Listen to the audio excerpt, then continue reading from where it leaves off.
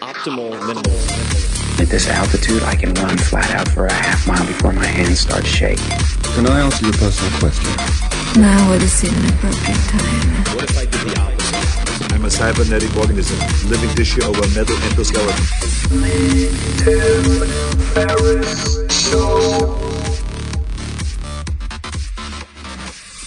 This episode is brought to you by AG1, the daily foundational nutritional supplement that supports whole body health. I do get asked a lot what I would take if I could only take one supplement. And the true answer is invariably AG1. It simply covers a ton of bases. I usually drink it in the mornings and frequently take their travel packs with me on the road. So what is AG1? AG1 is a science-driven formulation of vitamins, probiotics, and whole food sourced nutrients. In a single scoop, AG1 gives you support for the brain, gut, and immune system. So take ownership of your health and try AG1 today. You will get a free 1-year supply of vitamin D and 5 free AG1 travel packs with your first subscription purchase. So learn more, check it out.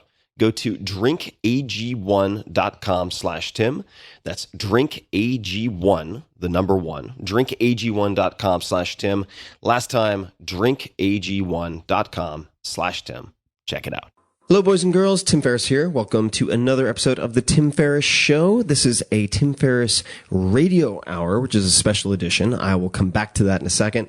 As always, it's my job to deconstruct world-class performers of all different types, to tease out the habits, routines, breakfasts, or lack thereof, favorite books, etc., that you can test and apply in your own life. They come from many different worlds: entrepreneurship, athletics, entertainment, special operations, and so on.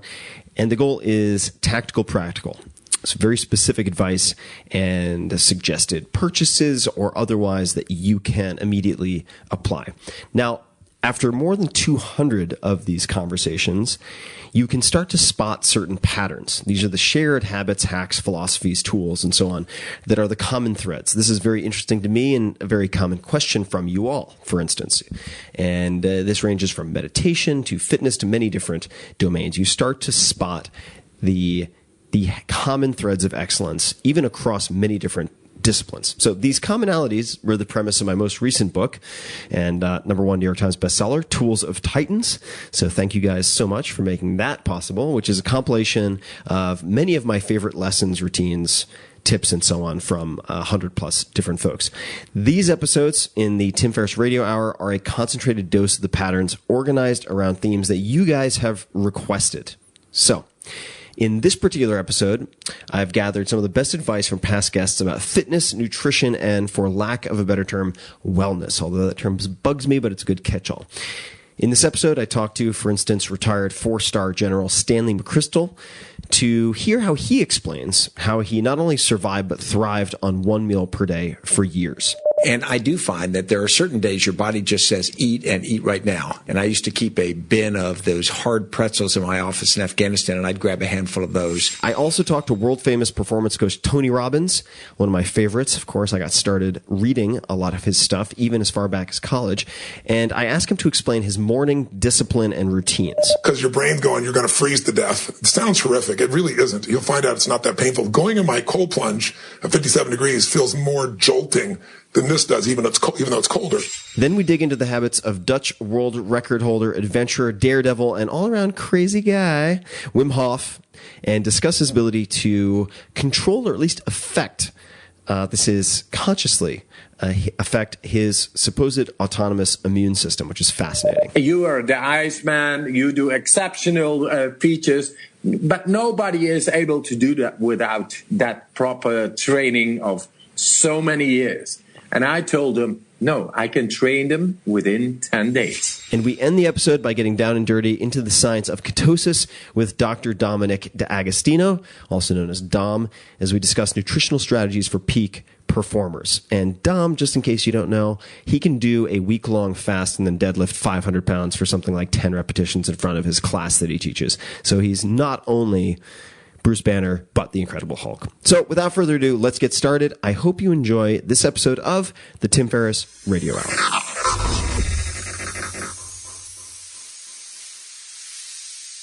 Former Defense Secretary Robert Gates described Stanley McChrystal as, quote, perhaps the finest warrior and leader of men in combat I have ever met, end quote. That is high praise, certainly, and for good reason. McChrystal served as commander of the Joint Special Operations Command. Shorthand is JSOC, you may have heard of that, where he was credited with the death of Abu Musab al-Zarqawi, leader of al-Qaeda in Iraq. His last assignment was as the commander of all American and coalition forces in Afghanistan. Now, we talked about a lot. We had, I want to say, about a 2-hour conversation. One of the things that stood out was how Stan rewards himself with a large dinner at night because he doesn't handle smaller meals throughout the day very well. While this might seem odd, it's actually become a more and more popular approach to diet with the rise of intermittent fasting. And there are many different varieties of intermittent fasting. There's 5-2, where you eat normally for 5 days of the week, and then for 2 days, you might eat subcalorically or even go down to, say, 500 calories, or fast completely. So that would be intermittent fasting on a weekly schedule, which I've tested. Then you have, for instance, say 16 hours of fasting and 8 hours of eating, or the opposite. You could do 18 and 6. There are many different ways to approach this. A lot of the male peak performers over the age of 40 that I've interviewed skip breakfast. Very high percentage. This includes Wim Hof, for instance, who's coming up later, and many, many others. There are exceptions, though, who do things slightly differently. Art Devaney, who's worth checking out, he's older than 80 years of age and shredded, still an athlete, an economist.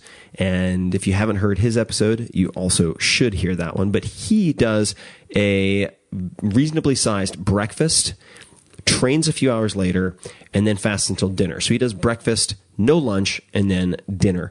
I have at least recently found this to be more effective for me personally, and particularly on training days, if I can time it such that I train earlier in the day, I find it particularly effective. When I skip breakfast, I would say 20% of the time or so, I find myself fatigued in the afternoon because I postpone lunch too long. So if I'm going to skip breakfast, it's important, A, that I wake up on the earlier side, and B, that I have lunch, say, 4 to 5 hours after waking. Otherwise, I tend to have a slump in energy in the afternoon, and then to self-medicate with caffeine, exogenous ketones, and all sorts of other things. So at the moment, I find that I function best if I'm on, say, a weight training and athletic schedule, meaning I have multiple sessions of movement throughout the week, either breakfast and dinner, skipping lunch, or 3 meals a day. And I will do my intermittent fasting in a slightly different way, and I do think the term intermittent fasting is used so often to have almost become meaningless, but I like to do a contiguous 3-day fast each month, generally Thursday dinner to Sunday dinner, and that should be medically supervised, and this is largely at the recommendation or based on my conversations with Dom D'Agostino, which comes up later. Now, before I get too ahead of myself, let's listen to McChrystal's specific approach. I have a slew of questions, but the one that I have been asked to ask you, Stan, more than perhaps any other, is why 1 meal a day? Do you actually eat 1 meal a day? I do. And people ask me why. Is it some Zen connection with something? And no, what happened was when I was a lieutenant in Special Forces many, many years ago, I thought I was getting fat. And I started running. And I started running distance, which I enjoyed. But I also found that my personality was such that I'm not real good at eating 3 or 4 small disciplined meals. I'm better to defer gratification and then eat 1 meal. And for me, that's dinner. And so what I do is I sort of push myself hard all day, try to get everything done, and sort of reward myself with dinner at night. What time do you usually eat dinner? Well, whenever I'm finished work, it would be like 8 or 8:30. There's a challenge when you work really long hours because suddenly you start to eat very late and then you go directly to bed, and that you feel like you're sleeping with a football in your stomach. And do you drink coffee earlier in the day? I'm just thinking with the workout and that many hours, a lot of people would fade. How do you prevent yourself from fading? Yeah, I have a tendency. I'll drink coffee. I'll drink other beverages too, water and different things. And I do find that there are certain days your body just says eat and eat right now. And I used to keep a bin of those hard pretzels in my office in Afghanistan, and I'd grab a handful of those. And other times I might be out doing something physical in the military, like road marching, and suddenly your body communicates, eat pretty quickly or you won't keep road marching. And I'll do that. But otherwise, I like to stick to the idea of one a night. Got it. Yeah, this is a constant topic of conversation in the intermittent fasting worlds, and everyone has, Ori Hofmeckler has his thing. The paleo guys have their thoughts, obviously. Chris, are you a one meal a day kind of guy? Well, when I was working for then General McChrystal as his aide de camp his last year running the Joint Special Operations Command, it was sort of by directive. There was no other choice. That was just what we call the battle rhythm of the organization. And when the old man got up to eat, you did it then or you didn't do it at all. So yeah, I've lived on that train. But I would be the first to tell others because, as Dan alluded to, it sort of became the driver in the organization. But this is what we do, and I would tell people as his aide, he won't judge you if you eat breakfast. This is the way his metabolism works. He doesn't do this as a demonstration of personal strength. This is just what works. So don't think you're impressing him by not eating lunch or whatever. But there was the classic story around this when I first joined the inner circle staff. We had this command sergeant major, who I'll call Jody, a legend in the community. He had been with Stan for about 3.5 years at that point. And so I was asking him about the one meal a day thing. And he said when he showed up for the first year, he's 2 feet from Stan for the entire 5 years they worked together. And he said, well, this is what the boss does. This is what I'll do. So he did a meal a day, and he does not have a metabolism that drives toward it. And we lived in these little crummy sort of Quonset huts next to the where the headquarters was. Did you say Quonset huts? Just sort of wooden huts, right? Pretty Spartan living, about 50 yards from where the headquarters was in Iraq. And Jody said about a year into the tour, that General McChrystal calls him and says, "Jody, get in here." So he runs over to, "What's up, sir?" And he goes, and he said, I hadn't really looked through his hooch before, and he said, General McChrystal's pointing at this little tin of pretzels he has, and he goes, "I think there's mice eating my pretzels." And Jody said, I almost whipped out my gun and shot him. And I said, "You've been eating pretzels? I've been eating one meal a day, dark secret, for a year, and you had pretzels in your room?" He goes, "It was the most unprofessional I've ever been with a general officer." I just stormed out of the room. Low blood sugar will do that. That was so funny. Makes cowards of men. Long distance running and low blood sugar. Working out. Do you work out every day? I do. What type of exercise and why? When I was younger and I got serious about working out, I was a second lieutenant, and as I mentioned, I started getting fat. And I had a first sergeant in my parachute infantry company that liked to run. So we would do loosening up exercises, and then we'd run. And so I started running. And so for the first 20 or so years, I ran. I had one period when I was a captain where I ran 15 miles a day, 7 days a week. Didn't vary, didn't take days off, wore lousy running shoes. It was sort of stereotypically all the mistakes you can make. As I got older and I started to have a series of shoulder surgeries and back surgeries, predictably, what I learned to do was to alternate. So I will run one day, I'll lift weight the next day, I'll bike when I'm home and have that capable so I can round out. But for me, it's very important to do something literally every day. I'll only take a day off when I'm forced to because I've got some weird schedule thing that makes it impossible. And what does your weight training, your resistance training workout look like? Yeah, I will start at my home if we're at home, and I go down to my basement and I do 4 sets of push-ups, as many as I can do for 4 sets, and I alternate that with a series of abs exercises. So I'll do starting with a set of sit-ups, and I'll do 100 sit-ups, and I'll flip over and I'll do 3 minutes of a plank, and then I'll do some yoga that I learned for about 2 or 3 minutes. Then I'll do another set of push-ups, and then I'll go to my next abs thing, which is a crunch-like crossover. And then I'll do a 2.5-minute plank, and then I'll do more yoga, slightly different.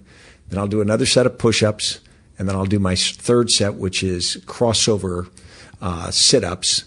And I'll then do a third plank of 2 minutes. I'm decreasing each time. Then I'll do some more yoga. And then I'll do my 4th set of push-ups. and then I'll do my fourth, which is a flutter kick, 60 flutter kicks followed by static.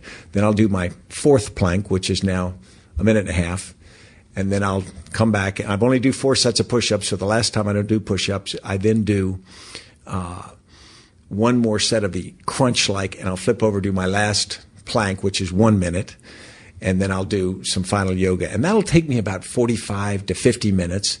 Then I'll leave my house and go to the gym, because my gym opens at 5:30. It's 3 blocks from my house. I assume we mean AM. Yeah. So I can do all this from 4:30. If I get up at 4, I can do all that from 4:30 to about 5:20, 5:25. Go down to my gym, and then when I get to the gym, I do 4 sets of pull-ups, alternated with incline bench press, alternated with standing curls. And then in that, I'll also do these one-legged things, balance exercises as the break between them. I was taught that was good for balance and whatnot. And I'll do a few other things in that. And I can do all that in 30, 35 minutes. So by 6:15, 6:20, I can be done at the gym, head back home, get cleaned up, and then be starting work. Ready to rock and roll. Yeah. And why is exercise important to you? When you were overseas and at home? Maybe the reasons differ, but why is that routine, ritual important? I think it's several things. There's a certain self-image. I think that if I was struggling with my weight, or if I was not as fit as I wanted people to perceive me, and I couldn't perceive myself that way, I think my own self-esteem would suffer. And particularly over life now, whenever I'm injured and I have even a slight period, it bothers me a lot. So I think that's part of it. Second is the military. There's an expectation. If you are not a physical leader in the kind of organizations that Chris and I were in, if you can't do those things physically, you don't have to do it better than everybody else, but you have to do it credibly and they can look up to, then I think your status in the organization is going to go down. When I was left Ranger Battalion Command in 1996, and I went off to spend a year at Harvard, and I remember one of my non-commissioned officers said, "So what are you going to do at Harvard?" I said, "I'm going to study." He says, "You're going to work out?" And I said, "Yeah, presumably I will." And he goes, "You come back here with a PhD, but you're out of shape. We're going to have a word for you, and it ain't going to be doctor." And I just thought that was so good. It also puts a discipline in the day. I find that if the day is terrible or whatever, but I worked out, at the end of the day I go, well, I had a good workout. Almost no matter what happens. When the Rolling Stone article came out, it came out about 1:30 in the morning. I found out about it. I made a couple calls. I knew we had a big problem, and I went, put my clothes on, and I ran for an hour. Clear my head, stress myself. Didn't make it go away, but that was something that I do in those situations.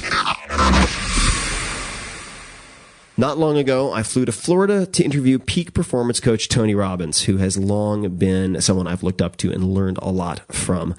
He's very good at getting people to not only hear advice, but take action on that advice. Now, aside from asking him to palm my face with his massive hands, that was actually the very first Instagram photo I ever put up, which you can check out on Instagram. Tim Ferriss, with 2 R's and 2 S's, if you want to see a picture of his ginormous hands covering my entire head. But besides that, he allowed me to dive really deep into the various routines and frameworks that he applies almost every day, if not every day. For instance, Tony believes that in a lowered emotional state, we tend to only see the problems and not solutions. Let's say you wake up feeling tired and overwhelmed or anxious for whatever reason. You might sit down to brainstorm strategies to solve your issues, but it comes to naught and you feel even worse afterward. Why? Because you started in a negative state. So you went from state to then strategy. And in this particular case, you attempted strategy, but you didn't succeed due to the tunnel vision on the problems. And then you likely told yourself self-defeating stories. All right. So you went state, strategy, stories. For instance, I always do this. Why am I so wound up that I can't even think straight? To get the first piece of this chain set up properly, the state, Tony encourages you to prime your state. So he calls this state priming. And priming my state personally is often as simple as doing 5 to 10 push-ups, ideally with ring turnout on rings, or on parallettes, or getting, say, 20 minutes of sun exposure first thing, which is what legendary music producer Rick Rubin did to completely jumpstart and resurrect his own health. Ended up losing more than 100 pounds after that. Even though I do my most intense exercise at night, typically, where I have a higher pain tolerance, say 4 to 6 or 7 before dinner, I've started doing 1 to 2 minutes at, in some cases at a very most, of calisthenics or kettlebell swings in the morning to set my state for the day. You can also use cold exposure and so on. So here's more on Tony's specific morning routine and his priming approach. What are some of your daily routines? For instance, what do you typically eat for breakfast, if it's up to you? Yeah, I'm boring as hell, because I just know it's fuel. Yeah. Now, before I met my wife, we've been together for more than 15 years, I was completely anal. I was like, I hadn't had chocolate, I hadn't had ice cream in like 15 years, right? I was just crazy. And then she came into my life, and I'll never forget, I thought, God, this woman's incredible. She's a phlebotomist, she does the blood, she's an acupuncturist, she's a nutritionist. We're having these green drinks, and we had this lunch, and afterwards she ordered a hot fudge sundae, and I thought, what in the hell are you doing? She goes, living, you bastard. So she loosened my ass up just a bit, which was great, because I loved her. So she calls it zigging and zagging. We zig, zig, zig, and then she zags, or we zag. And when I was first with her, I was like, you're zagging. We were traveling through Europe, Rome and Italy, and various parts of France, south of France. And I was like, you seem to be zagging every day. And she goes, well, I'm on vacation. And then later on, we were traveling. I said, the problem is we're always traveling, so you're always on vacation. But she's fit as hell, in great shape. But I'm a high greens, protein type of guy, very low carbs. But my regimen is I start with something to strengthen and jolt my nervous system every freaking day. I will sometimes ease into it. I'll go in the hot pools, and I'm fortunate enough to have multiple homes. My home in Sun Valley, I have natural hot pools that come out of the ground, just steaming hot. And I go in the hot pools, and then I go there in the river. Here, I go in a 57-degree, plunge pool that I have. And I have one every home I have, every one in Fiji. This will be immediately upon waking up? Waking up. It's just like boom, every cell in my body wakes up. And it's just like training my nervous system to rock, that there is I don't give a shit how you feel. This is how you perform. This is what you do. Even when I'm taking vacation, I do it. It's just, I don't know. Now I like it. I like that simple discipline that reminds me the level of strength and intensity that's available at any moment. Even if I'm relaxing, I can bring that up at will. It's Mylan. Right. I also have a cryotherapy unit in all my homes. Have you tried cryotherapy? I haven't. You know what it is? Maybe you could elaborate. I mean, I can put the two words together and probably guess. Oh my God! With all that you do, you're going to love this. I'm surprised. I'm glad I'm teaching Tim Ferriss something for the first time. I've done ice bath, not the first time. Oh, ice baths suck. Ice baths suck. Trust me.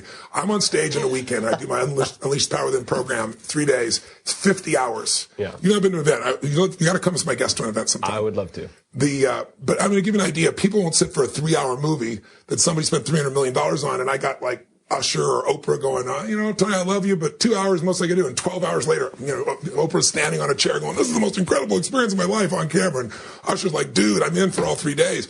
But for me, one of those days alone, I wear an odometer and I'm Fitbit, and it's 26.5 miles on average. Wow. We start at 8:30 in the morning. I finish at 1:30 or 2. There's 1 hour break. People can vote with their feet. No one leaves. There's on average 20 minutes of just crazy ass standing ovations, music stuff that happens at the end, because people are it's like a rock concert. It's so much fun. But the wear and tear of doing, basically marathon after marathon after marathon on the weekend, back to back, it's pretty intense. And so over the years, it's like the inflammation in my body, the demands, I've had to do everything I can to reduce it. Nothing has come close to cryotherapy. Cryotherapy was developed in Poland and Eastern Germany, and the Eastern Bloc countries. And what it does is it uses nitrogen, so there's no water. Mm-hmm. And unlike an ice bath, what you do, you get spasms, and got to do them still, right? Yeah. If you're a boxer, you're a runner, you're an athlete, which is what I would do before. Hated them. There's none of that process, but it reduces your body temperature to minus 220 Fahrenheit. And you do it 3 minutes, and it's mind-boggling. In fact, I have one here, and I'll throw you in at the end if you want. I would love to. That'd be great. I have a unit here. I'll do it for you. But what it does is, and I do it about 3 times a week usually. And when I come back from an event, I do it, a couple days in a row. And what it does is it takes all the inflammation out of your body, and you know what inflammation does to every aspect of the body in the breakdown. But it also, it sends emergency signals to your brain. It's like resetting your neurological system. Because your brain's going, you're going to freeze to death. It sounds horrific. It really isn't. You'll find out it's not that painful. Going in my cold plunge at 57 degrees feels more jolting than this does, even though it's colder, because, you know, the fluid of water versus the nitrogen around you is different. Right, the connectivity. The connectivity, exactly right. And so, but what happens is, your nervous system gets a signal, so it's like everything in your body connects because it's like emergency. Every part, it's a reset of your nervous system. You get an explosion of endorphins in your body, which is really cool. So you get this natural high. You feel this physiological transformation, and you get the reduction of inflammation. What it was used for originally is for people with arthritis. And I found my first one because my mother-in-law was be calling up and she was just crying in pain and no medication was enough for her. And I hate somebody medicated anyway. And so I started doing all this research, and it just started to come to the U.S. And now the LA Lakers, most football teams, it's spreading like wildfire amongst the sports teams. And so that's where it took off. So I went and got her one, and I mean, it took her, I think, 3 sessions, and she's out of pain. And now there's not a day she's in pain. Now, most people can't afford to go buy a unit, but there are local places now that are popping up all over the United States where athletes go, where people go for rejuvenation. It's amazing for the skin. But it's one of the great things. I got it for her, so I got it for me, and then now I'm addicted. So I've got one in 3 minutes. What type of unit? Do you know the actual model or the brand that you use? Yeah, there's 2 of them, the best out there. It's, was it Java? Junka, Junka, I think it is. I'll get it for you when we go downstairs. And I'll put it in the show notes for those of you who if anybody wants to do it. But also, like, if you're in LA, there's a place there on, I'll give it to you and put it in your notes. A couple of the locations there. There's some great guys. I'm getting another unit. This is brand new home. So, and I'm building an additional guest house and additional size gym and so forth. I'm getting a unit though that's better. This one just goes up to your neck. But I'm getting one that encloses you a full room.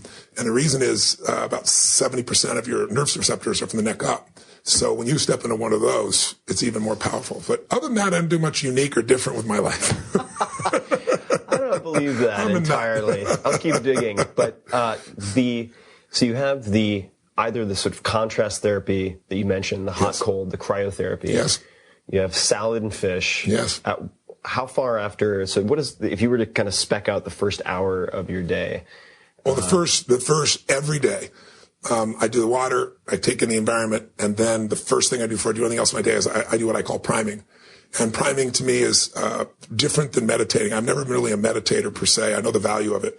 But the idea for me of sitting still and having no thoughts just didn't really work out for me. It was just a pain in the ass. And I just thought it's not natural, right? It's like that's where it works. But when I'm in nature, I feel that form of meditation. When I stand on stage and someone stands up and my brain, it's done. I don't even know what it is, but person's suicidal. I've never lost a suicide, for example, in, 37 years. Knock on wood, doesn't mean I won't someday, but I never have out of thousands, and we followed up with them.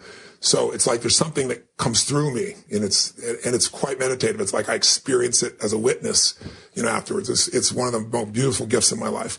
So I know that meditation. But for me, what priming is, if you want to have a prime life, you got to be in a prime state. And weeds grow automatically. I don't give a damn what it is. My teacher, Jim Rohn, used to say that. And so what I do is I get up and I do a very simple process. I do an explosive change in my physiology. I've done the water already, right? Cold, hot. And then I do it with breath. Because I know all forms of Eastern meditation all understand that the mind is the kite and breath is the string. So if I want to move that kite, I move the breath. So I have a specific pattern of breathing that I do. I do 30 of these breaths, and I do them at 3 sets of 30. And that creates a profound physiological difference in my body. And from that altered state, I usually listen to some music and I promise myself 10 minutes and I usually go 30. And you do that in this room that we're sitting in? No, I do it all up. This one room is where I do it. This has got a great vibe. I'll do this one. I do it at night. I usually will go outside because I love the wind on my face and I love taking the elements and so forth. But I do it in multiple places. I'm on the road. I do it. Doesn't matter what day.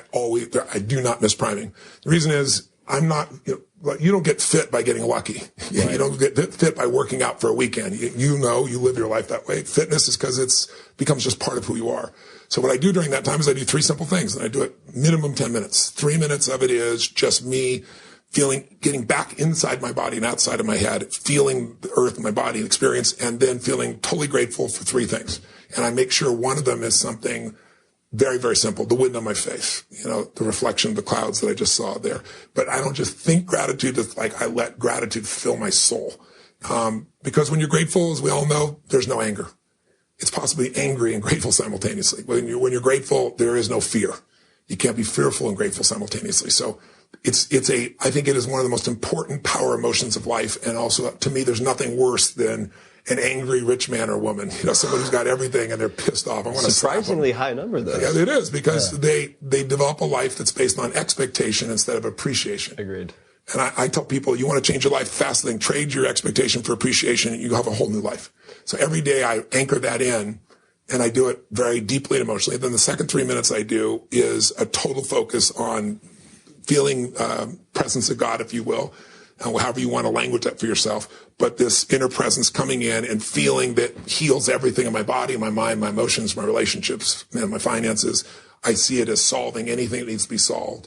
I experience the strengthening of my gratitude, of my joy, of my strength, of my conviction, of my passion, and I just let those things happen spontaneously. And then I focus on celebration and then service, because my whole life is about service. That's what makes me feel alive. So I flood myself with that, with a breathing pattern that I take that does the opposite. It takes the breath down through my body and back up again. And then the last 3 minutes are me focusing on 3 things I'm going to make happen, my 3 to thrive. And I have some big things that I'll do, and sometimes I'll do things that are smaller, but I see them, feel them, experience them. So it's a really simplistic process. It's 10 minutes, but I come out of it in my power. It doesn't matter if I had 2 hours sleep. I'm now ready. It doesn't, and I do this even when I have no sleep. That's how committed I am. And as I say, I've always said, there's no excuse not to do 10 minutes. If you don't have 10 minutes, you don't have a life. Right. And that's how I got myself to do it. And now that I've done it, 20 to 30 minutes is almost always what it is, because it actually feels extraordinary. And where can people learn more about the breathing pattern, or could you describe it briefly? I'm putting a link online because I just started to share this just recently, and I'll get it for you. I don't know what it's off the top of my head, but it'll be up shortly, I think this week. Okay, awesome. And I will also put that in the show notes, guys. So that's just 4hourworkweek.com/podcast, and you'll be able to find this episode. I have to ask, what type of music do you usually listen to?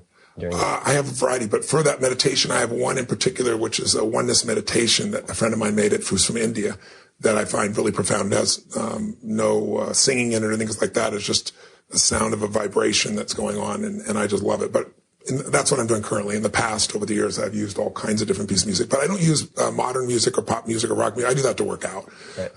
Rap. I don't know, it just feels weird to be doing rap while you're meditating. But again, what's different is I don't look at it as meditation, because I look at it as it's priming courage, love, joy. It's priming gratitude. It's priming strength. It's priming accomplishment. It's priming, when I'm doing my gratitude piece, I'm doing the circle of who's closest to me and, circling that out to everybody I love and sending that energy and healing out to them as well. So to me, that's, if you want prime time life, you got to prime daily. Well, I like the term priming also, because I think that most people who struggle with meditation or even attempt to use meditation are utilizing it for that purpose. They're doing it first in the morning. And, when you said, if you don't have 10 minutes, you don't have a life, it reminded me of something that Russell Simmons said to me, which was, if you don't have 30 minutes to meditate, you need 3 hours. And I don't always do 30 minutes, but I do meditate in the morning. And it's been a very consistent pattern through among all of the people that I've interviewed so far on the podcast. Really? Practically 100%. Wow, that's wonderful. And of course, we'll get to Ray Dalio, but also a very avid meditator. He's coming with me to India in a couple weeks. Well, that'll be an amazing trip, I'm sure. For a week of this experience. Oh, amazing. Wim Hof. Let's talk about Wim Hof. He's a Dutch world record holder who is commonly referred to as the Iceman for his ability to withstand extreme cold. For instance, in 2007, Wim climbed past the death zone altitude on Everest wearing nothing but shorts. He's a bit of a madman. In 2009, he completed a full marathon above the polar circle in Finland in temperatures close to minus 20 degrees Celsius. That's minus 4 Fahrenheit. He holds the Guinness World Record for the longest ice bath, now set at 1 hour and 53 minutes and 12 seconds. Before I continue, I need to state a very clear warning. You should never, ever, ever do breathing exercises in the water or before training in water. Shallow water blackouts are common after these types of breathing exercises and can be fatal, and often are fatal. So do not do any of what Wim recommends close to water or in water. Now, with that disclaimer stated very clearly, some of his methods can produce amazing before and after effects. After one in-person training session with Wim, I went from my normal 45-second breath hold or so to 4 minutes and 45 seconds with no perceptible side effects. This was a first for me, and this was in Malibu, in fact, at Laird Hamilton's house, who's also been interviewed. He's one of the kings of big wave surfing. Several months later, while in very deep ketosis, about 6 millimolars or higher after 8 days of fasting. Again, never to be done without medical supervision. I did the same exercises in a hyperbaric oxygen chamber at 2.4 atmospheres. What was the result? Well, there was a clock outside of the chamber, and I held my breath for, and I know a lot of people aren't going to believe this, 7 minutes and 30 seconds before I stopped because I was afraid my brain was going to melt. The power of breathing exercises is amazing to behold, which is why, in part, his methods have become very, very popular. Again, they are or can be as dangerous as they are powerful. Never do this stuff when you are not going to hurt yourself if you pass out. So do it in a chair or something like that, laying down possibly. Don't do it while you're going up an escalator. Don't do it while you are preparing to go into water or anything like that. So here we go with more from my conversation with Wim Hof. You have such a fascinating story, and you have a lot of accolades, a lot of records. I think more than 20 world records at this point, it seems. What was the first world record that you set? The first was in Paris, just staying half hour immersed in ice. And 12 days later, I repeated the record time and made it an hour in Hollywood, actually. Yes. And I saw one also. I mean, you've spent a lot of time in ice baths, and I've largely influenced by you and a handful of other people, Tim Noakes, Ray, and a huge fan of ice baths. And my fans always complain about it, but I've seen you in so many containers full of ice. I saw one where it looks like there was a lot of Chinese or Japanese in the background. What has been the most challenging cold exposure experience that you've had, whether it's for records or anything else? Maybe losing my sight while I was swimming underneath a ice deck of almost 1 meter. I had no goggles on. So I lost sight at 35 meters, something like 40 yards. And I lost the hole. And things like that. Shit happens. It happened over there, right there, with a meter ice deck above me. So, that was some great experience. Another one was losing my way on Mount Everest in shorts and at like 18,000 feet in a blizzard, in a whiteout. So things like that happen, and they are challenging. But then it throws me back to, the depth of myself, which is trust and confidence. And I got it. What do you say to yourself in one of those moments? So I guess physiologically, did your retinas just freeze, or when you were swimming under the ice deck, in a moment like that, when many people would panic? I mean, did you panic? If so, what was the mental self-talk when you realized that was happening? Very interesting. It is the stress level at that moment is absent. It's not there. I'm just dealing with the situation. And it has been shown in the university that our stress levels, the stress hormone levels, are able to be raised lying in bed more than somebody in fear for the first time going into a bungee jump. Oh, doing a bungee jump for the first time. Yeah, but not me, but because a bungee jump, you're attached. But very unexpected situations in nature, like a blizzard or swimming beneath ice and losing the hole because your eyesight is gone. Things like that, or climbing without gear, steep mountains and having cramps. And what do you do at that moment? And that's exactly what I learned, how to raise consciously the stress hormone level, purely controlled, and I'm able to deal with the situation at that moment without panicking. And I think that's one of the crucial findings which could benefit for human mankind, as it is, very subjected to stress all the time, panicking, having fear, and all that. And I learned in nature how to deal with that. And the cold brought me that science, brought me that knowledge, wisdom, actually. And the raising of stress hormones, so controlling something that has long been thought to be part of the autonomous nervous system, something that you have no control over, right? And we'll get to the breathing, because breathing is very interesting since it's both autonomous, but you can consciously control it and practice different methods. I think it was certainly in the Vice documentary that recently came out, which I recommend to everyone, and I'll link to in the show notes. But was it in 2011 that you were injected with some type of virus or bacteria to see if you could control the immune response? That was at the Dutch, I'm going to mispronounce this, the Radboud University? Exactly. Radboud University in Holland, and intensive care nuclear science. I underwent an experiment, and they injected me with an endotoxin, with a toxin, actually, which is a part of a bacteria. And that creates a very dramatic immune response.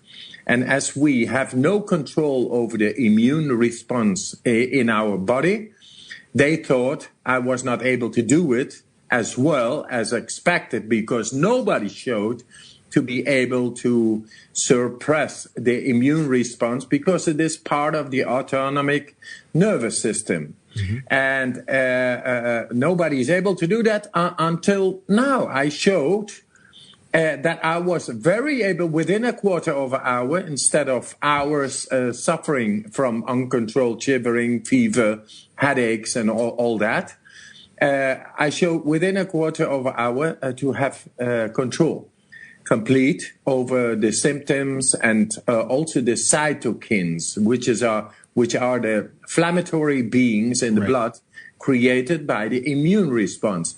And I showed in the blood and by blood results to suppress them dramatically within a quarter. And then they told me, okay, but you are an exception that confirms the rule, because you have been training so many years. You are the Iceman. You do exceptional features, but nobody is able to do that without that proper training of so many years. And I told them, no, I can train them within 10 days. And then the professor was really challenged, because if this group would show to be able within 10 days to be able to influence deeply into the autonomic nervous system related to the immune system, then that's for the first time in the scientific history. So, but he saw the indication of the possibility, but still thought those guys are not going to be able to do that within 10 days. And you know what? It wasn't within 10 days. It was in 4 days of training that I made them able to undergo the same experiment.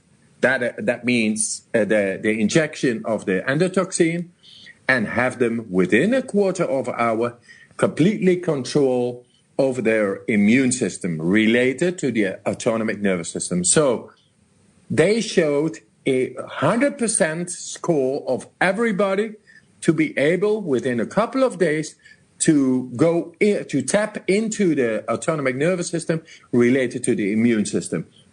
And and the training,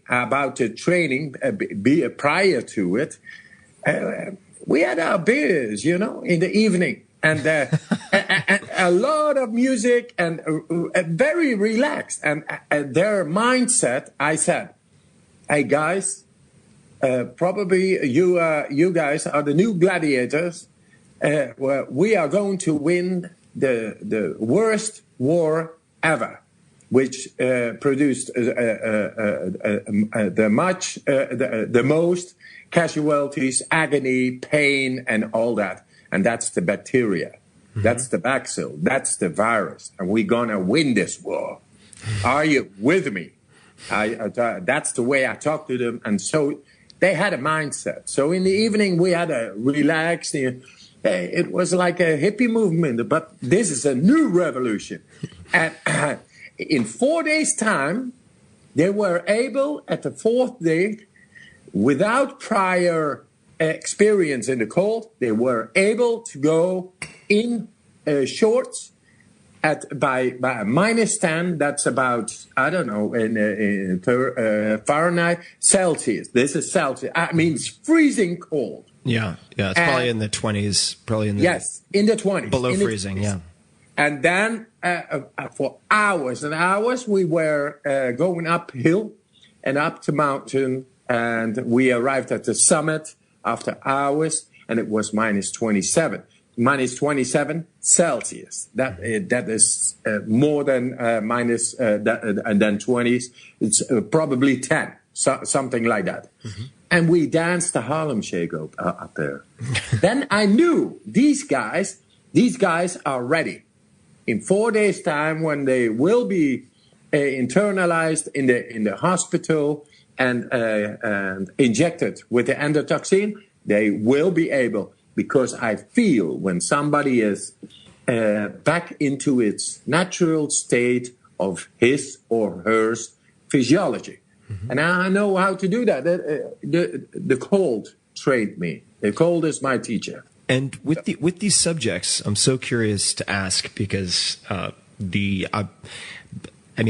am certainly not as proficient as you are in any of these techniques, but I've enjoyed experimenting over the last 10 years and writing about these short experiments, whether it's related to breath holding with David Blaine or other aspects. Obviously, you're a professional and I am not, but I'd be very curious to hear you perhaps elaborate, for instance, on the first day of training with these subjects in preparation to be injected 4 days later.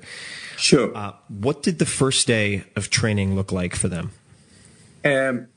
Just in the morning at 8 o'clock, without food intake, we do breathing, and they lie on the ground, all because that's the most relaxed pose.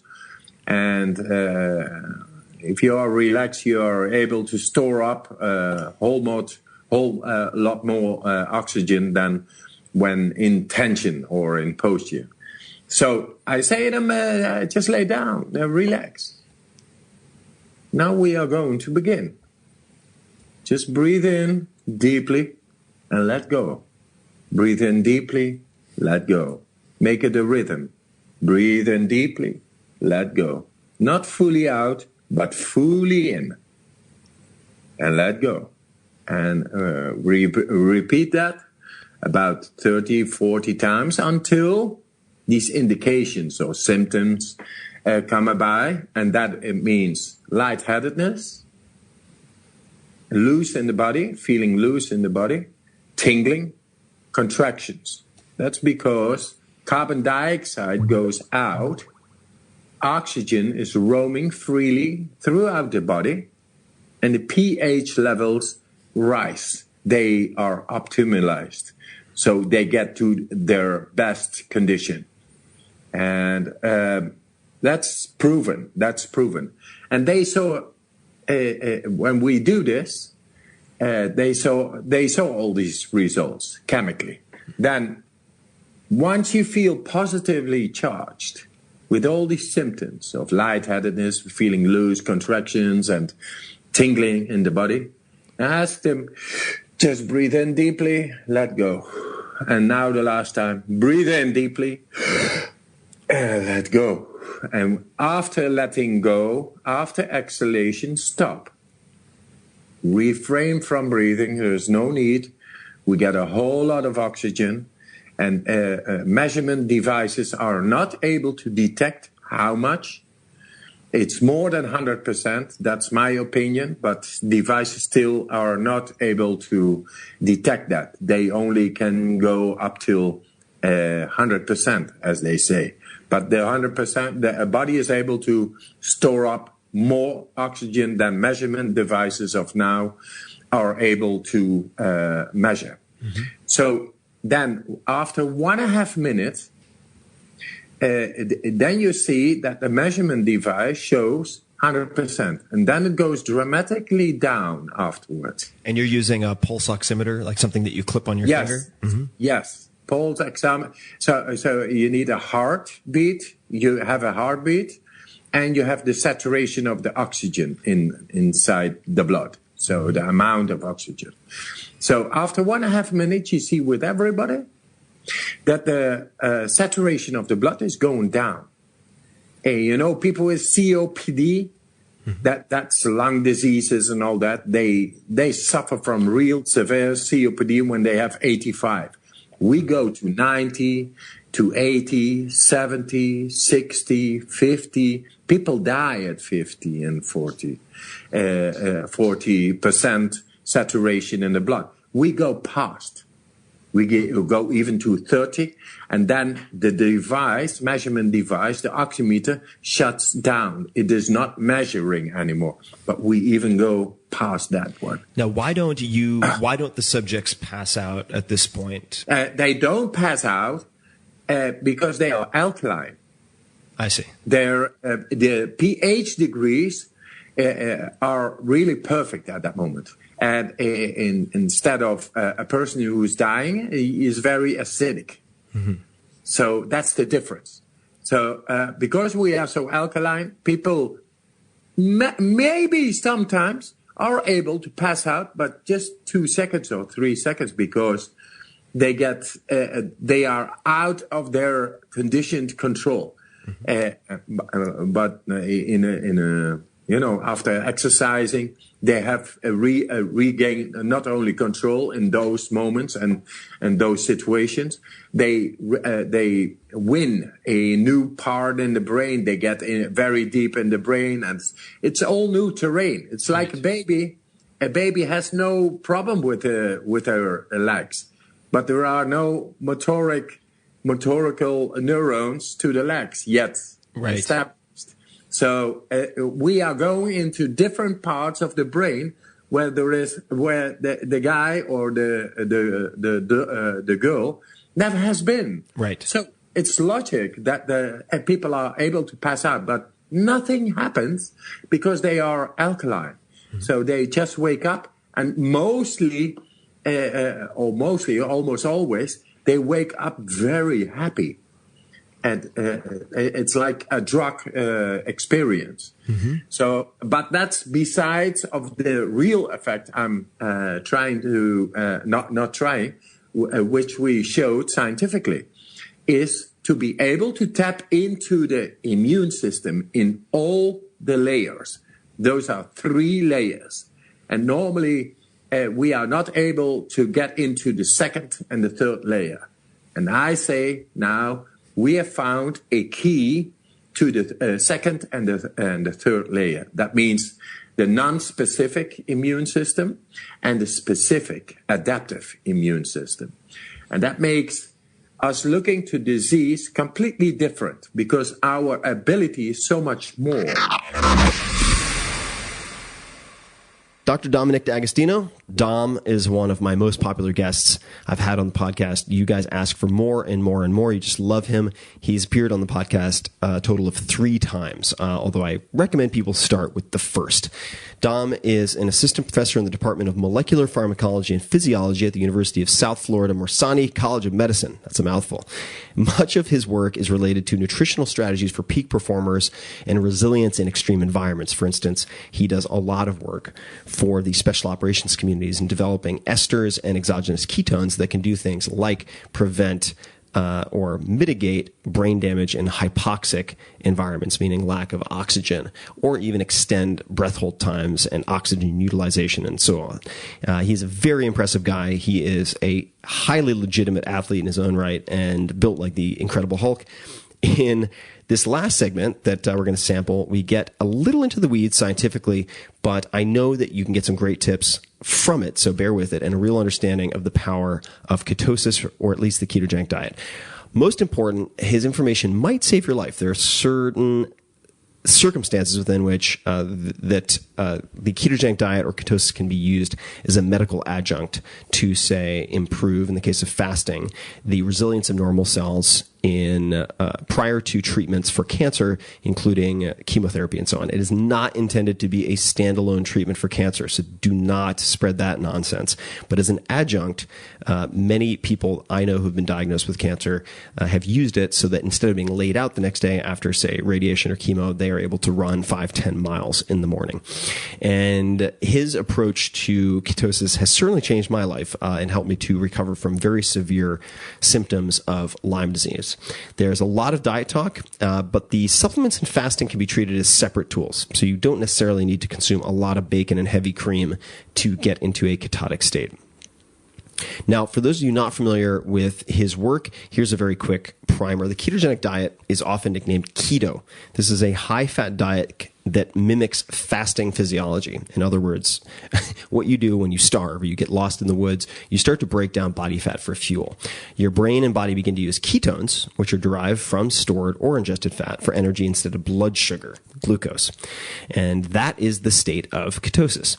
The diet was originally developed for treating epileptic children, believe it or not, but there are many variations, including the Atkins diet, which became very, very popular. You can achieve ketosis through fasting, diet, exogenous ketones, that means supplemental ketones, which can come in powder or liquid form, or some combination of all of those. One of the most common questions I get is, how do you know when you're in ketosis? I don't think the urinalysis strips, the keto strips, are very reliable, because as you become fat adapted, you excrete fewer of these ketone bodies. And the most reliable way at this point in time is using a device called the Precision Extra, XTRA, by Abbott, ABBOTT. You can buy it on Amazon and other places. This can both measure glucose and blood levels of ketone bodies, specifically beta-hydroxybutyrate. So you prick your finger and you feed it into this device. And once you get a readout of 0.5 millimolars, mmol, that is a concentration in your blood, you can consider yourself lightly in ketosis. I tend to feel the most increased mental clarity and so on at 1 millimolar or higher. Now, here we go with more of Dom's wisdom. Please enjoy.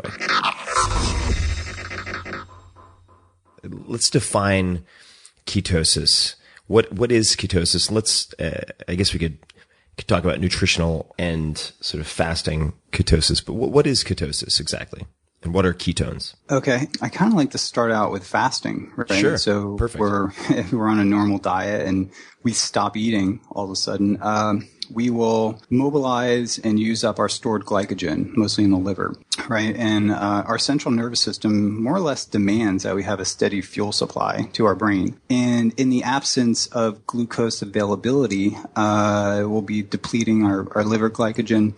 The insulin levels will be suppressed, and we'll start mobilizing fatty acids for fuel. The fatty acids, long-chain fatty acids, don't cross the blood-brain barrier very efficiently. The liver, while you're suppressing the hormone insulin, you'll upregulate beta oxidation of fatty acids in the liver. And an accumulation of products from fatty acid oxidation will start forming ketone bodies. And these ketone bodies they're more or less like water-soluble fat molecules and they're small molecules that can readily cross the blood-brain barrier and get inside cells into the mitochondria. And as we fast, within about 24 to 48 hours, we'll start registering ketones to the level that clinically is defined as being in ketosis, which is above 0.5 millimolar, typically. Yeah, so a person on a high carb diet would probably take about 24 to 48 hours to start even getting into mild ketosis. But fasting is the fastest way to get into ketosis. And that's why if you have a child with drug-resistant seizures and they're administered or they're admitted into a place like Johns Hopkins, the old protocol was to fast them. They're not exactly sure if that's absolutely necessary with things like more with ketogenic diets have MCTs and stuff. But you can fasting has classically been the fastest way to get into ketosis. So the ketogenic diet has a macronutrient ratio that's high in fat, typically 90 and to by macronutrients, 70. we're referring to protein, fat, carbohydrates. Yeah, yeah. And maybe ketones could be the fourth macronutrient, maybe, if you talk about exogenous ketones. Right. So a ketogenic diet has a macronutrient ratio that mimics the metabolic physiology that you have when you're fasting. So if you were to take the blood out of someone, do a blood sample of someone on a strict ketogenic diet, it would look like they're fasting, like they've been fasting a few days. That changes your physiology incredibly. Like your metabolic physiology changes acutely, and then there's long-term changes that occur with that. Epigenetic changes. We know that beta hydroxybutyrate, which is a ketone body, can have interesting effects on gene expression. What types of effects? Well, there was a science paper showing that beta hydroxybutyrate is an HDAC, class 1 and class 2 inhibitor, and can activate genes that play a role in enhancing endogenous antioxidant mechanisms, specifically superoxide dismutase and catalase. So these mechanisms, when they're upregulated, it confers protection against the environment. It sort of enhances our cellular defense mechanisms. It enhances the robust kind of protective mechanisms that the cell has that can preserve the genome stability. So maybe being in a state of ketosis and maintaining that can protect your DNA from damage. So that's the implications. Also anti-inflammatory. So we published a paper, our colleagues actually did it at Yale. I developed the diet for them and sent it up to them. It was exogenous ketone, but the paper demonstrated that it activated or prevented the activation of a particular inflammasome that's linked to age-related chronic diseases. So it inhibited a specific inflammatory pathway that is really associated with all chronic age-related diseases. And it was independent of the ketones' effect on metabolism. They did a lot of studies to tease out the mechanism and demonstrated that the effect of it, suppressing this inflammatory pathway was completely independent of its metabolic effect. So we understand that, when I got into this, I just knew that ketones were an energy metabolite. So now we know it's much more than a metabolite. It's an HDAC inhibitor. And how do you spell that? I apologize. HDAC? Oh, yeah, histone deacetylase inhibitor. So HDAC would be HDAC. Got it. And then there's class 1, 2, 3, I think 4. So class 1 and 2 HDAC inhibitors are of big interest to the pharmaceutical industry. So there are many, for example, we do a lot of cancer research. There's a lot of pharmaceutical companies focusing on histone deacetylase inhibitors as targeting specific pathways for cancer therapy. So you have an endogenous HDAC inhibitor, with beta hydroxybutyrate. Not to interrupt, but just for people who want to keep endogenous and exogenous straight, I've always found thinking of exoskeleton as sort of outside, as an indicator of outside. So if you're taking please correct me if I screw this up in any way, Dom, but if you're taking exogenous ketones, that means you are consuming ketones from outside of your body, and endogenous is something you're producing yourself. Yes. What was the study that you did on advanced lifters as it related to ketosis, and what's kind of the abstract on that? Mm-hmm. Yeah, that's under review right now. Got it. And yeah, I'll give you kind of like the synopsis of it. So we had 12 subjects, and these were advanced resistance trained individuals, meaning that they could squat and deadlift and bench a certain percentage, of their body weight, which is kind of puts them in the range of, the top 10% of lifters out there. Just out of curiosity? I gotta go back. It was some funky number, not like it was like 185% or 75% of their body weight squatting for 7 reps or 8 reps or something like that. Got it. So it was pretty. It would be like me. Let me see, squatting 425 or something for a set of 6 or something like that. Yeah, these are very. So it's pretty significant. Yeah, significantly advanced trainees. Yeah. So the gist of that is that we did a parallel. The control group was on a Western diet, and which is pretty similar to kind of moderate protein, higher in carbohydrates and moderate fat. And the ketogenic diet had roughly 75 to 80% fat, restricted carbohydrates to about 20 to 25 grams per day, And the fat was also supplemented to some extent with MCT oil and coconut oil. And all the subjects, it was 2 weeks they had to be on the diet and had to confirm ketone levels by blood and urine. And once they did, we only did a 2-week adaptation, which is kind of another subject we could talk about, but they adapted for 2 weeks and then kind of trained the heck out of them. And every workout was done in the lab, in a human performance laboratory. And everything was recorded. The volume was controlled. All the parameters were controlled. Blood work was done. And the take home on it was that strength, body composite, or I would say strength and performance were maintained and increased. And there was muscle hypertrophy was seen with a ketogenic diet.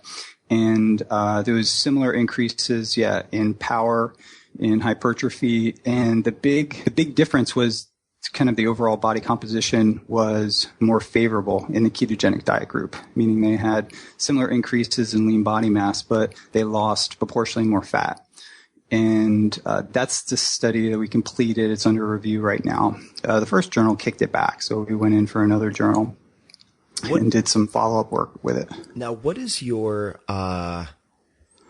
hypothesis, or maybe you already know, but how would you explain the maintenance or even development of hypertrophy and power in the ketogenic group when a lot of people associate, say, insulin with different growth factors and whatnot? And I had a conversation, I want to say it was with Stephen Finney, very short conversation, and I asked him this because I'd been in a ketotic state for 2 or 3 weeks and had experienced a non-trivial amount of muscle growth, and I was really surprised by it. And he explained in terms that I can't recall, but how the ketogenic diet might have a branched chain amino acid sparing effect of some type. But is it possible to get very big and powerful on a ketogenic diet? And if so, what's the mechanism in the sort of absence of higher spiking insulin levels? If that is the parent anabolic hormone, and I'm not saying it is, but a lot of people view it that way. Yeah. So, there's insulin and insulin signaling, right? Certain diet, like when you calorie restrict a rodent or even, humans or any mammal, you will enhance insulin sensitivity, right? So you will be more sensitive to a given amount of insulin. And I think we're seeing some of that in the athletes. I mean, exercise itself enhances insulin sensitivity. So in guys that are advanced lifters who've been at it for like 10 years may have a different response to a ketogenic diet than, say, a 15-year-old kid, who's trying to bulk up for football. Right. He would probably not be a good candidate for the ketogenic diet. Your sensitivity to things like IGF-1 and insulin are much higher when you're younger, in your teenage years especially. So you could compromise a lot of your potential development and strength if you're younger in doing that. But if, say guys, the older we get, the less carbohydrate tolerant we get. So we lose, our ability to kind of process carbs as we get older, and our insulin sensitivity declines. It's going back to your question, as it relates to being on a ketogenic diet, we know that ketones are anti-catabolic. That's why we can fast for 40 days. And the ketones have an anti-catabolic protein sparing effect. And if our blood is flooded with ketones, we're less likely to liberate gluconeogenic amino acids from our skeletal muscle for fuel, because the ketones can more or less replace glucose as the primary energy substrate to maintain your central nervous system, which is, like 3% of our body by weight, but sucks up like 20 or 25% of the energy. It's a big metabolic engine. So the ketones kind of drive a lot of that substrate, energy need. So in a situation where you're at a caloric deficit, I think that's where ketones can shine. If you're trying to make weight, if you're trying to preserve or even increase your performance and strength, and alter your body composition. So I don't think the ketogenic diet is ideal if your goal is maximum a purely ketogenic diet. I think, we have to kind of figure out what ketogenic diet we're talking about. But I don't think a purely ketogenic diet, as it's kind of described in the literature, right? A 90 or 85% fat diet is an ideal diet for growth and repair. The diet that we use in our study is actually a little higher in protein, like 25% protein, which is like really almost double that used by the Johns Hopkins group that developed the classical ketogenic diet. And it's really that protein level is important. So growing on a classic ketogenic diet would be pretty hard. I mean, kids do it. Their growth rates are a little bit less, with these kids that have drug-resistant seizures when they're put on the diet. But if you simply just do what's called a modified Atkins, and there's a lot of literature coming out now on the modified Atkins. Eric Kossoff at Johns Hopkins, he's a colleague of mine and more in the clinical realm, and he's done a lot of work showing that a modified Atkins, which is about 70% fat and like 20 or 30% protein, has the same sort of ability to metabolically manage seizures. And I think that sort of diet can be used pretty successfully in the performance world and specifically for bodybuilders. I think with that amount of protein, you would be able to grow muscle for sure. And it's calories too, right? I mean, calories are the driver. Your caloric intake, if you have a surplus amount of calories, you're more likely to push insulin up and drive anabolic processes. But a lot of times people, when they follow ketogenic diet, because ketones have a really good appetite suppressant effect, that they will inadvertently restrict calories and may not even know it after a while and maybe losing weight without even trying. And that's one of the benefits, I guess you could say, of the ketogenic diet. You can lose weight and you can alter your body composition without necessarily even trying, just through the appetite suppressing effect. Well, there you have it, folks. That is the latest Tim Ferriss Radio Hour featuring some of the experts I've spoken to in and across more than 200 episodes. What? Of this podcast. That's crazy. The Tim Ferriss Radio Hour is an experiment, and it takes a good amount of work. So it's now over to you. I want you to tell me, do you like it? Do you not like it? What should we do more of? What should we do less of? Please tell me how we can improve it, what topics you would like us to explore. In other words, I just want your feedback. Let me know what you think, please. So ping me, send me a note on Twitter at tferriss, TFERRISS, or on Facebook, or on the blog, tim.blog/podcast. That's where you can find every episode of the podcast, tim.blog/podcast. And as always, and until next time, thank you so much for listening. Hey guys, this is Tim again. Just a few more things before you take off. Number one, this is 5 Bullet Friday. Do you want to get a short email from me? Would you enjoy getting a short email from me every Friday that provides a little morsel of fun before the weekend? And 5 Bullet Friday is a very short email where I share the coolest things I've found or that I've been pondering over the week. That could include favorite new albums that I've discovered. It could include gizmos and gadgets and all sorts of weird shit that I've somehow dug up in the world of the esoteric as I do. It could include favorite articles that I've read and that I've shared with my close friends, for instance. And it's very short. It's just a little tiny bite of goodness before you head off for the weekend. So if you want to receive that, check it out. Just go to 4hourworkweek.com. That's 4hourworkweek.com, all spelled out, and just drop in your email and you will get the very next one. And if you sign up, I hope you enjoy it. This episode is brought to you by Headspace. More than 80% of the people I have interviewed, world-class performers across the military, entertainment, sports, and beyond, all have some type of meditative practice. I tried for years and years and failed miserably. The key is making it simple, and you can dramatically improve your life in just 10 minutes a day, and technology can help you. This change comes through guided meditation, and Headspace is by far the most popular app for this purpose. More than 4 million users. It's meditation made simple. So what I recommend is that you take this practice, meditation, which is rooted in thousands of years of tradition, supported by thousands of scientific studies, and try it. for 10 minutes a day for 10 days. That's all you need to do. You could also check out the founder, Andy Puddicombe's TED Talk, which has more than 5.5 million views. His last name is Puddicombe, if you want to look that up. But otherwise, download the free Headspace app. I have it on my phone, and begin their Take 10 program for 10 days of guided meditation, completely free, 10 minutes a day. That's all it takes. You should give it a shot. Headspace.com/Tim. Just go to headspace.com/Tim.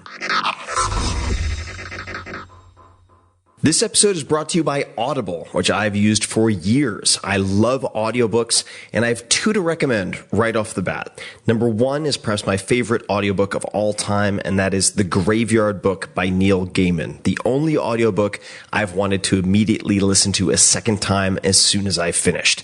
It's amazing. You will thank me.